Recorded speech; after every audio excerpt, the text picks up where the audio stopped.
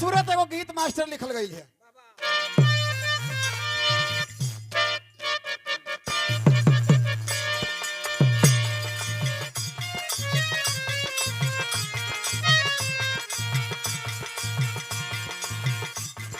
उहे गीत मास्टर बतावत हुआ, देखा बड़ा मस्त सुंदर बात बतावल गई है।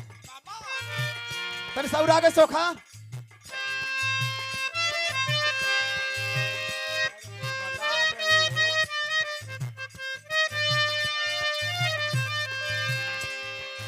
उहे गीत है मास्टर भाई, वही तू जना था कि पौला नहीं जिंदगी में हजारों का मेला जुड़ा, जिंदगी में हजारों का मेला जुड़ा के हंस जब जब उड़ा तब अकेला उड़ा।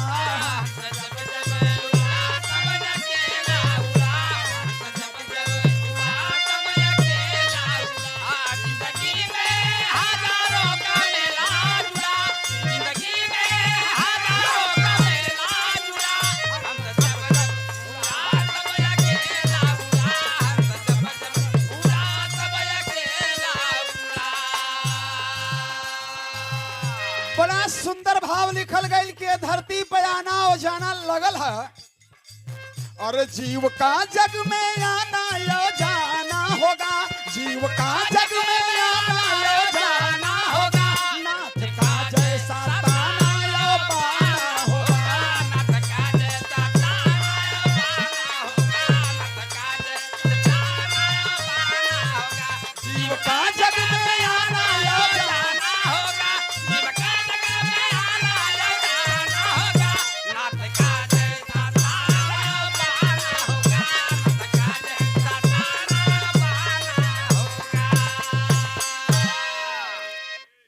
लेकिन यही से नजम में बड़ा सुंदर भाव लिखल गई कि ब्रह्मा जी के आंसू से पैदा हु बनरा का चरित्र चित्रण कैसन हमार कवि लिखत हुआ हो का भाव बा।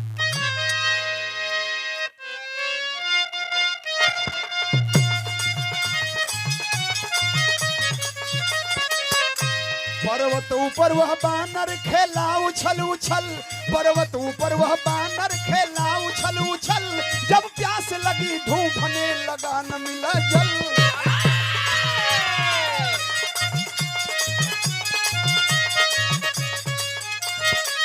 अरे शिखर पे चढ़ के देखा एक सुंदर सरोवर, शिखर पे चढ़ के देखा एक सुंदर सरोवर, पानी को पीते पंछी नभ से उतर उतर।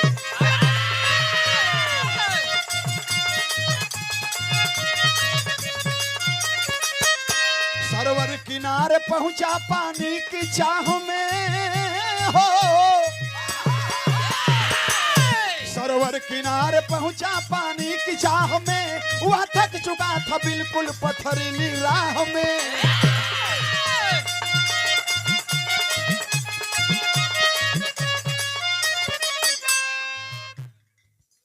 किनारे पहुंचा पानी की चाह में, वह थक चुका था बिल्कुल पथरीली राह में।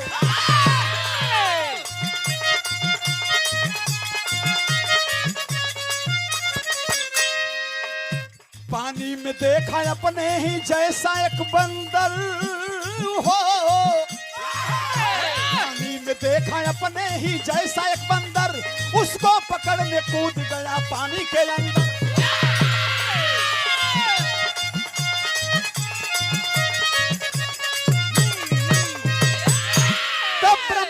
का बनरा रोज तो खा पी ले ओकर जीवन कटत हुए, लेकिन एक दिन भोजन की तलाश में बड़ा दूर जंगल में चल गई, खाए के तो मिल गई लेकिन पानी को कोनो जुगाड़े न बा। अब तो बनरा कमार हो चुकी आवत है, हुट हुट करत है, जना था कि मर जाई, तो सोचे लागल बनरा कि ए भाई जना था कि आज अंतिम समय आ गई, कहा पानी कहीं ना मिलत बा। सोचलस कि पहाड़ के ऊपर से चढ़ के तनी नीचे और ये देखब तो कहीं डबरा डुबरी सरोवर तालाब कुछ हुई तो लौक जाई। पहाड़े पर चढ़ गई, देखलस एगो बड़ा सुंदर सरोवर बा, ओमा कुल पशु पक्षी पानी पियत हुआ, तो सोच गई कि काहे ना हमहू चल के वही में पानी पी ले। पानी पिए खातिर पहुंच गल सरोवर के किनारे। आज पानी पिए खातिर अपन मूड़ी निहुरावत था, तो भाई स्थिर पानी रहल ना तो वो पनिया में वो बनरा का फोटो लौकल। तो जब बनरा का फोटो लौकल तो रहल तो बनरे ना चाहे ब्रह्मा के आंसू से पैदा होके या चाहे जैसे भी, लेकिन ओकर स्वभाव तो बनरे के न बा। पनिया में अपन फोटोआ देख के बनरा तुरंते कूद गल वजह से, जैसे जना था कि पनिया में करंट लाग गल बनरा के। सोच गल कि अरे जंगल में अकेले इतना दिन से घूमत है, आज ले कौनो बानर ना लुकले, पनिया में कौन सारे आके लुकायल है।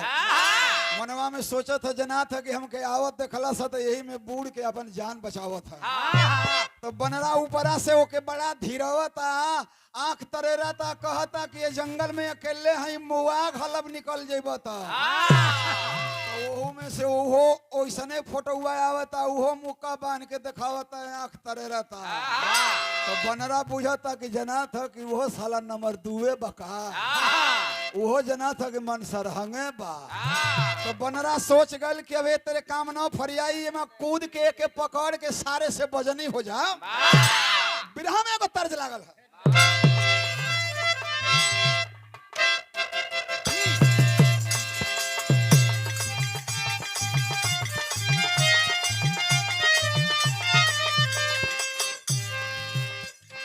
उहे गीत हुए, कौन गीत है? फेंक दिहल थारिया, अरे फेंक दिहल थारिया, बलम गइल झरिया, पहुँचले कि ना।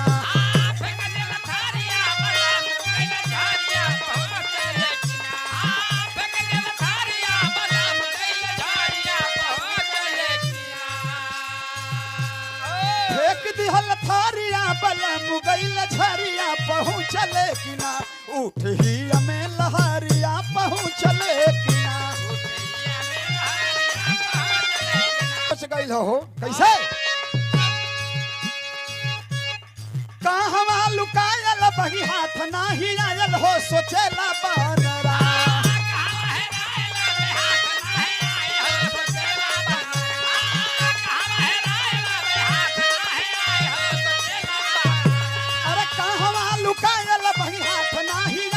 सोचेला बनरा, ओही पनिया में दुश्मन खोजेला बनरा।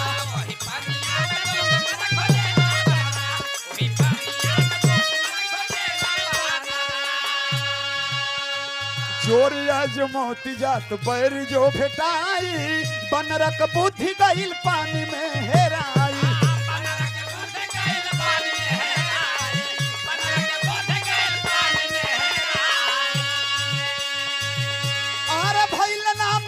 दुखित होई गइल मानवा, कोसेला बनरा।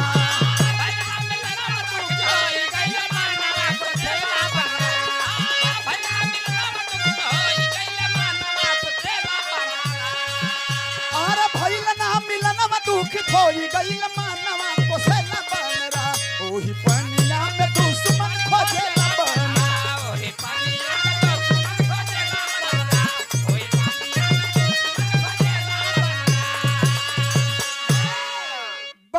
बनरा के पकड़े खातिर पनिया में कूद गया, लेकिन कोनो बानर बा कि वो माँ मिली हो।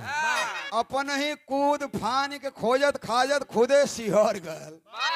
आज जब सिहर गल तो सोच गल मनवा में कि जना था कि साले डराई के भीतर चल गल, अब तो मर गई हुई।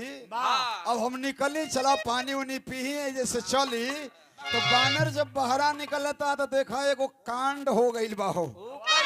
फिर यहाँ का टेरी लगल मास्टर भाई।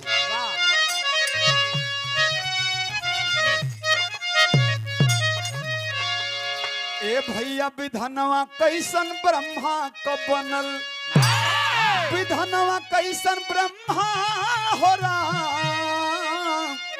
हो विधनवा अरे कैसन ब्रह्मा क बनल, अरे बानर नीर से बाहर पाया नारी तनवा। यार हो तनवा, यार हो तनवा। बानर नीर से बाहर पाया नारी तनवा, विधनवा कैसन ब्रह्मा का बनल। बहरा जब वो बनरा माँ से निकलल सिहर उहर के ना, तो जब पनिया में रहल तौले तो बानर रहल, जेव बहरियाल तौले वो मेहरारू बन गई। जब मेहरारू बन गईल और वो कपड़ा लत्ता पहिरले नाही उघारे निघारे मेहरारू तो अपना देहिया और ताक ताक के अब बड़ा अचंभा होत बा कि ई कैसे का हो गई। 4 लाइन चौकड़ा हमें कभी लिख ले हो कैसे।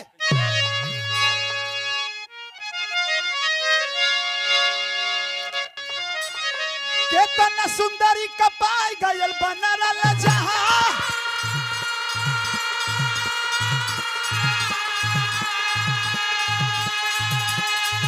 नहीं तो पले तो पाए हो बदन सगरी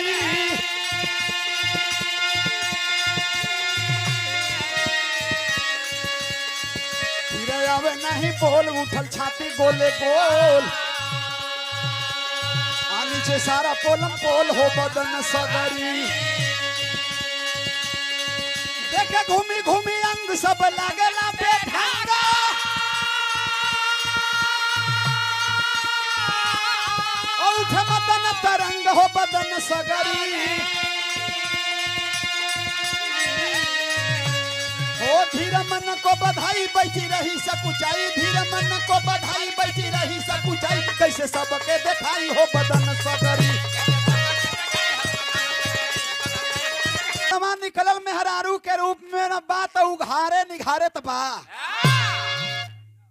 जब बहरा मेहरारू के रूप में आई ला उघारे बाटे तो कौनो कब हथवा से हेनिया तो पतबा कब हथवा से हेनिया तो पतबा तो जब 5 मीटर साड़ी में ये वही आधा उघार रहत बा तो हथौड़ी से हाथ की हथेली से कितना तो पाई तोपत बा लेकिन बैठ जात बा सोचत बा कि बाप रे बाप अकेले बने तो कोनो बात नहीं के केहू आवे ना आ केहू आई तो देख लई तो कही कि बड़ा बेशरम मेहरारू बाई लेकिन बुझला कि जौनी बात का डर रहेला यदि ट्रेन में बिना टिकट के बैठ जेबा तो हर घड़ी मन यह करला कि जना था कि टीटी यही सुका कोनो करियो शर्ट पहिर के चढ़ जाई तो जनाई के आ गई का तो हर घड़ी भाग भाग के लेटरिंग में और आदमी जाला।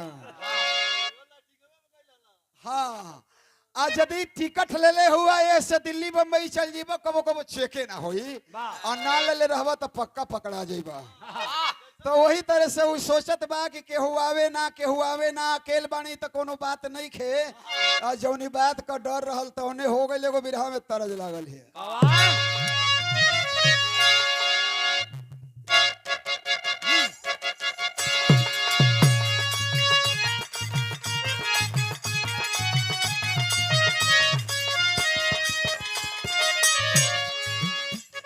उहे गीत हुए न सोना न चांदी के हार ले सुनाए अगुआ हो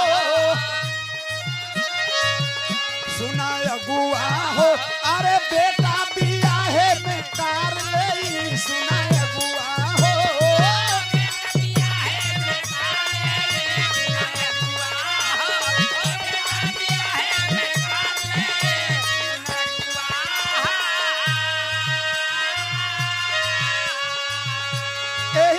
डुप्लीकेट गीत हमार कवि जी लिखला कोनो मेहरारू का मर्द विदेश में कमा था और दुनिया जात 2.5 साल 3 साल खातिर तो वो डबल टर्न मार के आवत 6 बरिस खातिर गई बा मेहरारूआ चिट्ठी लिख के कहतिया अरे आग लगा तोहरी रुपैया में हो कमैया में अरे कमन मजा पैबा बुढ़ैया में हो कमैया में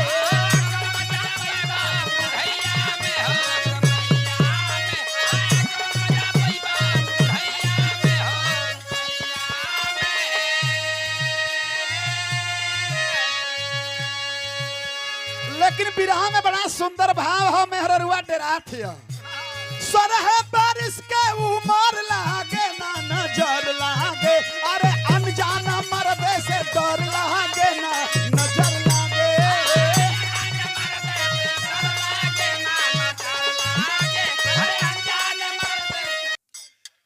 भाव लिखल गए अरे सरह बारिश के उमर लागे ना नजर लागे अरे अनजाना मर्दे से डर लागे ना नजर लागे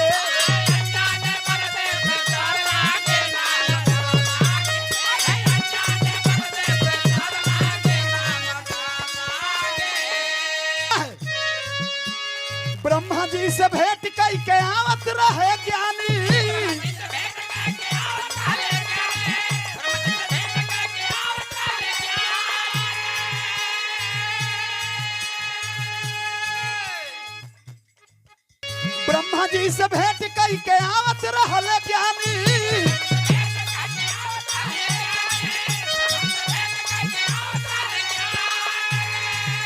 अरे देखले सूरज इंद्र जुल्मी जवानी।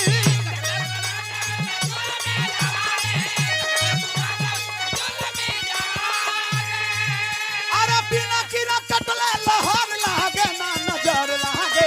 अरे जान मर्द से डर लागे ना नजर लागे।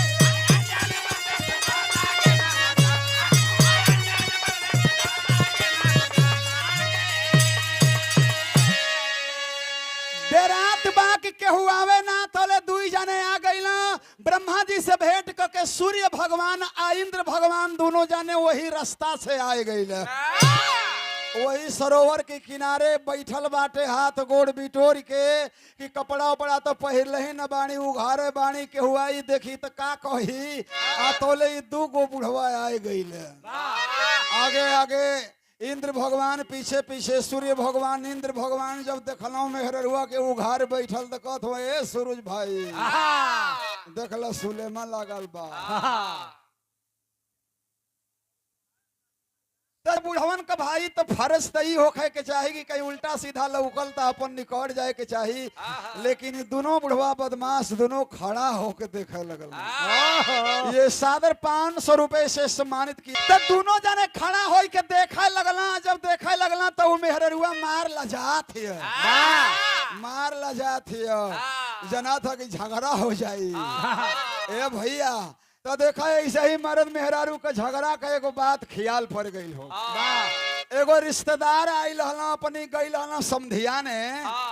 तो उस समधिया ने गइला तो वो जल्दी जइबे ना करे। और जब जइबे ना करें तो वो मर्दा मेहरुआ अपने में बतियावे लगला कि कहो ये आज 4 दिन से यही जो हूँ इनका घर द्वार ना का। तो वो मर्दा कहता कि हाँ तो तू तो सूजी का हलवा बना के सवेरे में देते ही जई। ना जाई है इनके ऐसा इनके केराय तत्व के दे के मुंह में दांत हो टूटो ना ही खुदे निकल जाई है। तो मेहररुआ कहत या कि बता कोनो उपाय लगावा कैसे जाई हम।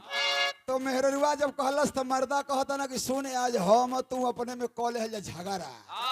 हम तो के डांटो तो तू कहिए कि आज हम खनवे न बनाई।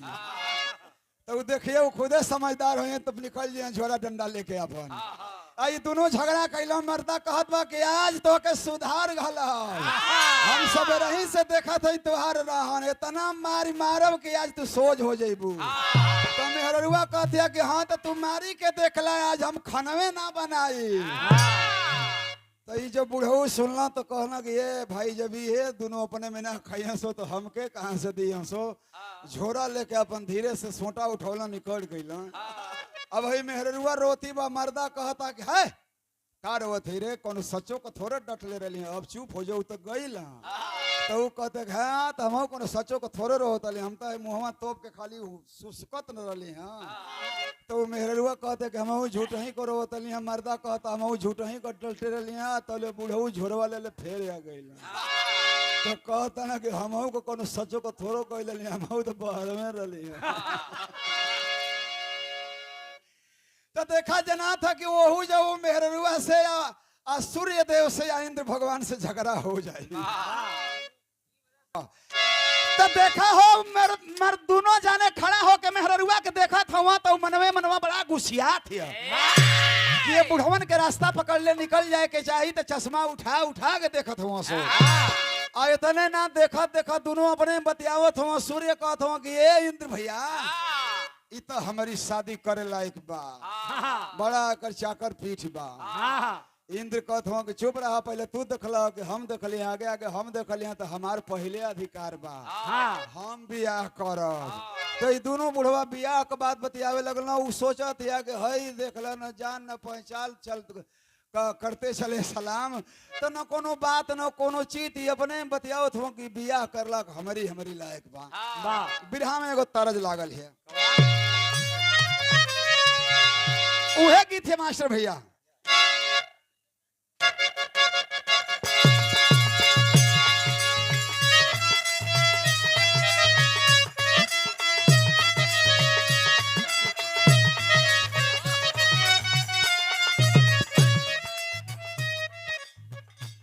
बाद वाली गीत बता दे हल कौन गीत है कोनो मेहरारू को मरद बम्बई से कमा के आवत है।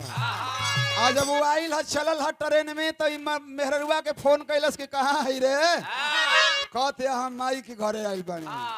माई के घरे का 8वां दिन तोर जाते रे, तोर घर दुआर ना है। दुगो लइकन के लेके उन्होंने को पढ़ाई लिखाई छोड़वाओ थी, काम आई कहे जाते तो कहते कि हम यही जय आइल हैं, आवे कोई तो बहरे बारी यही जय आओ। तो इहो तो 2 साल पर चलत है, तो इहो तो बखरे बा उहे गीत है। का कहत बा कि कैसे, तनी आगे बढ़े मास्टर। कहे कि कैसे कहीं मिला अरे गंभीर बे राजा जी, अरे कैसे कहीं मिला अरे गंभीर बे राजा जी, छुई जनी रोमिंग में सारी बे राजा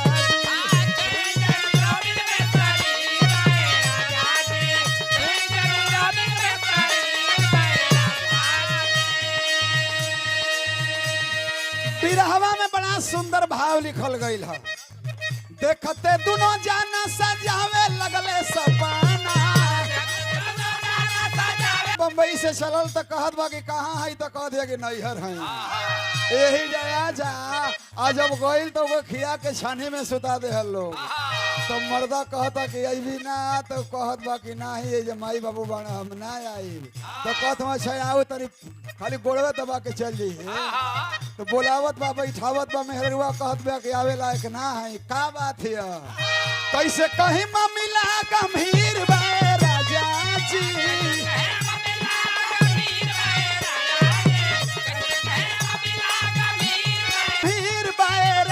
जी, अरे छुई जानी रोमिंग में सारी बे राजा जी।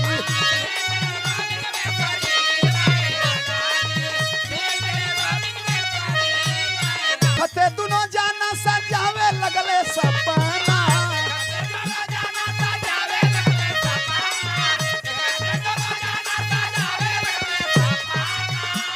अरे देखते दोनों जाना सजावे लगले सपना, अरे छुआ नहीं दे बहो पराया मालो बना।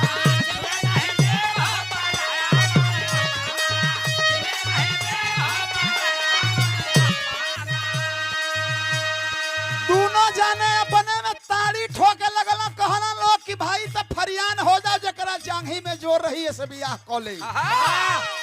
अब दोनों बुढ़वा अपने में बिगड़ गई हुआ, दोनों धोती खुटिया के जना था कि कट मर जाइ। बुढ़ौती में बाजे खातिर चलत हो तो देहियो हिलत है, लेकिन एकदम मन बना ले हम लोग मन बना देवे के है।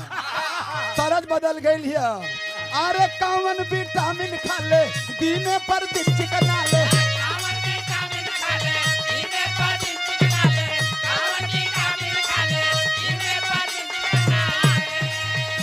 एकर कमर हाथ तरजुई के पालर रे डोले, धीरे धीरे एगो ऊपर जाला एगो जाला, पालर रे डोले धीरे धीरे एगो ऊपर जाला एगो जाला हो।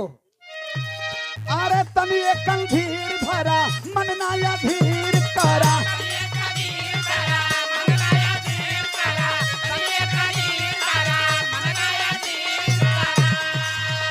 मेहरुआ समझावत यही दोनों जना के। अरे तनी एक धीर भरा मन नाया धीर करा,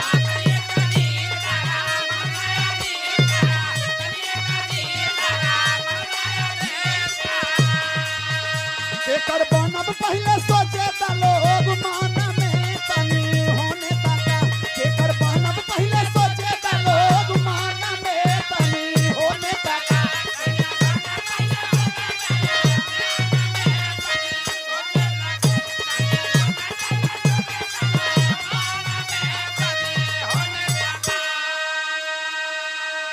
मेहरुआ समझावत या कि तुम लोग बूढ़ हुआ लोग, अरे तुम लोग बूढ़ के नाम पर कलंक हुआ लोग। तो हम लोग बुढ़ौती में जब हेतना तो हम लोग के बेचैनी ले ले बात जवान रहो बोलो तो का कैले हो बोलो। दोनों बुढ़वा कहत हुआ कि नहीं तो आज फरियान हो जाई कि भाई के करी संगे तू रहबू, तो वो कहते कि तो हमसे कोहली पूछला हलो कि हम के करी संगे रह। हाँ हो ये तो गड़बड़ा गल, हमन के तोहसे तो पूछबे ना कैली है जा।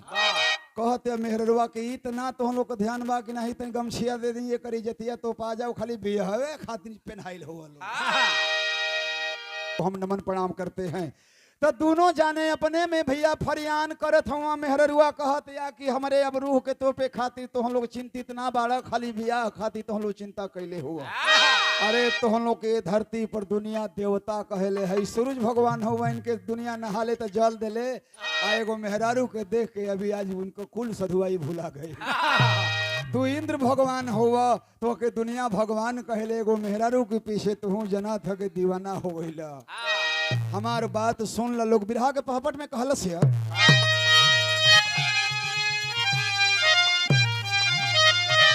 कहे कि देवता बाड़ा दुनिया में कीमतिया बतिया माना हो, तो हले बियाह करे कहत हुआ तो हमरो एगो कहना मान ल लो, सुन ल लो। देवता बाड़ा दुनिया में कीमतिया बतिया माना हो, अरे दोनों जना का हम बनब औरतिया बतिया माना हो।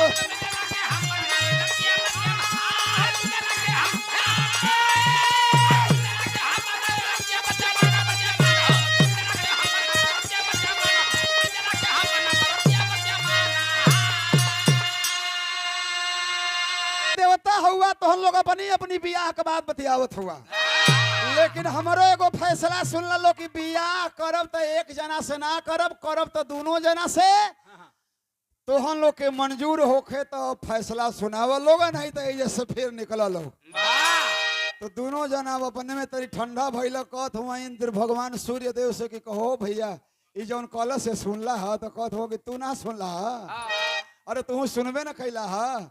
तो हाँ ये भैया तो हमन के दोनों आदमी से बियाह करे कहत हिय, तो का कल जाई, तो कहत हूँ कि तोहके आपत्ति ना हो तो हमके आपत्ति नहीं खे, तो कहत हूँ हमहू के आपत्ति नहीं खे, एक आदमी के तो नहीं मिली, दोनों आदमी कके के ले चल जा।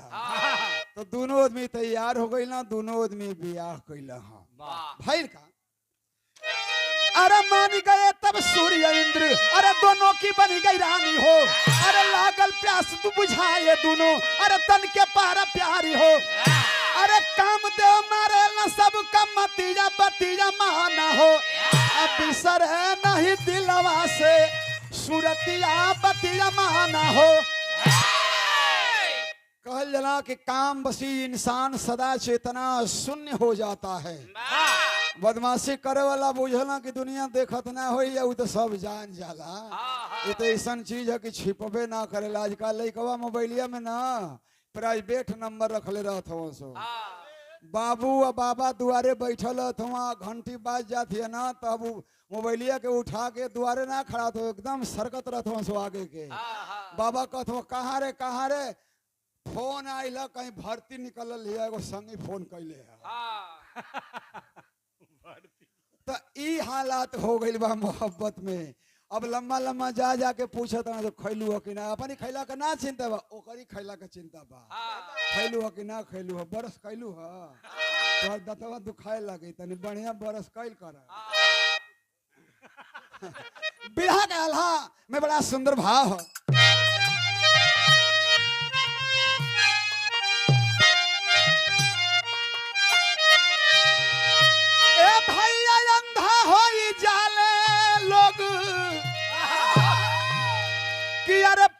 बढ़ी जाला कम देव सिरवा पर होला जब सवा,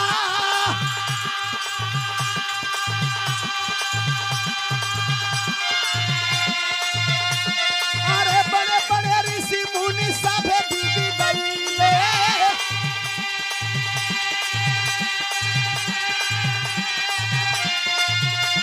अरे पागल बनाई देला नारी वाला प्यार।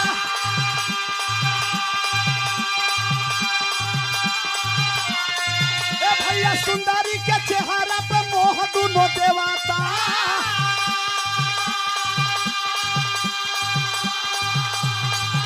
अरे इश्क के चिश्क में हो गई भूला।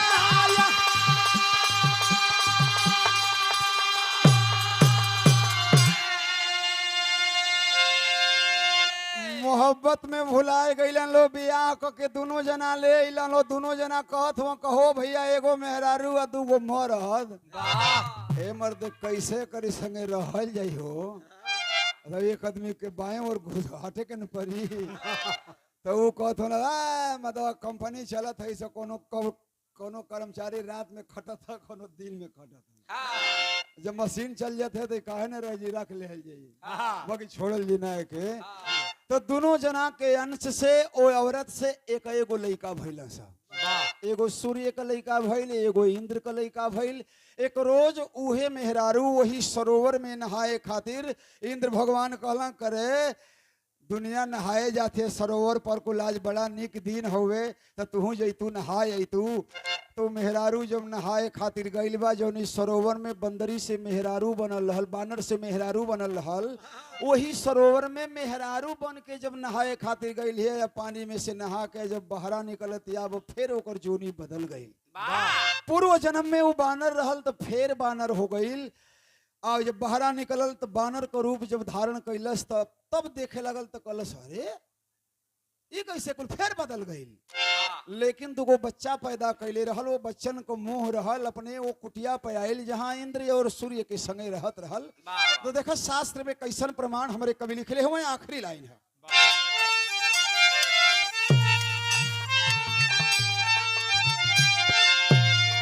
जग में सुंदरी से बानर दो जीव भइले, इंद्र से बाली जन्म सूर्य से सुग्रीव भइले।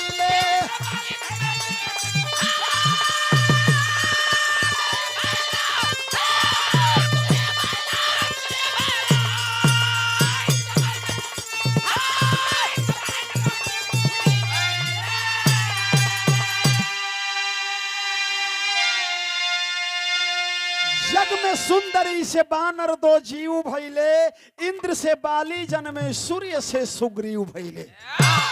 ऐसे दो बहादुरों की पैदाइश होती है।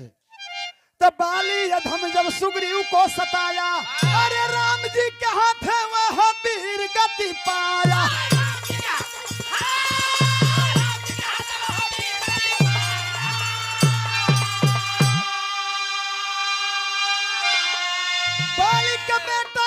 हरि का सेवा कैले, इंद्र से बाली जन्म सूर्य से सुग्रीव भइले।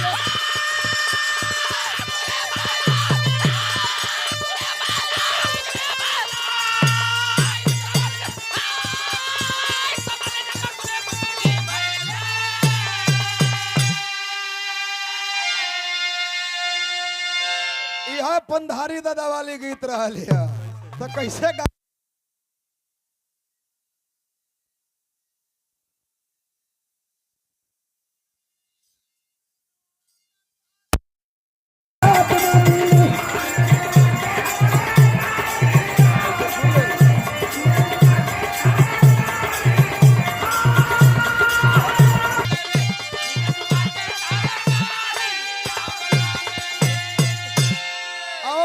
सकल चचा जी के सिक्स लेनवा बना था आदमी का खतवा चल जाता तो का लिखला हूँ कहा कि यार बाप रे बाप सुनबा यार बाप रे बाप सुनबा यार बाप रे बाप खतवा हो गईला सरकारी यार बाप रे बाप।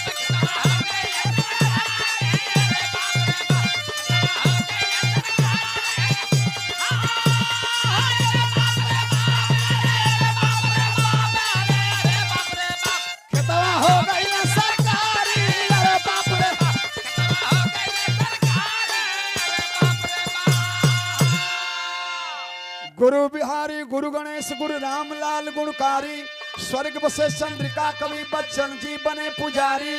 विधनवा कैसन ब्रह्मा का बनल तो पंच रामा कब क्या निकल नया तारा।